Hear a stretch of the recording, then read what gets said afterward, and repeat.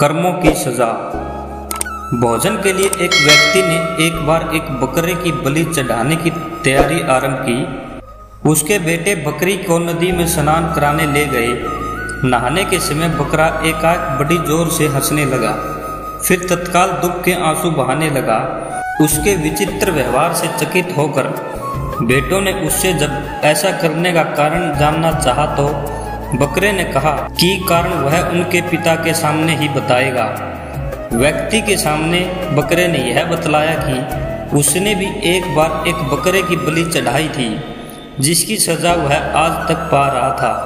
तब से 499 जन्मों में उसका गला काटा जा चुका है और अब उसका गला कटने की अंतिम बारी है। इस बार उसे एक बुरे कर्म का अंतिम दंड भुगतना था, इसलिए वह प्रसन्न होकर हंस रहा था, किंतु वह दुखी होकर इसलिए रोया था कि अगली बार से तुम्हारे भी सिर 500 बार काटे जाएंगे।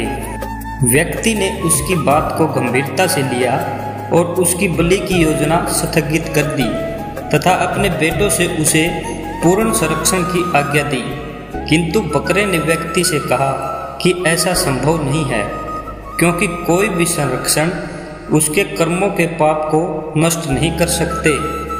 कोई भी प्राणी अपने कर्मों से मुक्त नहीं हो सकता।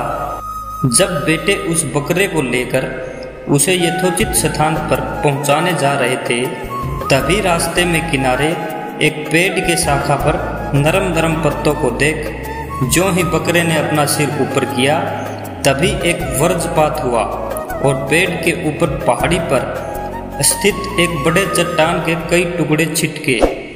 एक बड़ा टुकड़ा उस बकरे के सिर पर इतनी जोर से आ लगा कि पलक झपकते ही उसका सिर धड़ से अलग हो गया।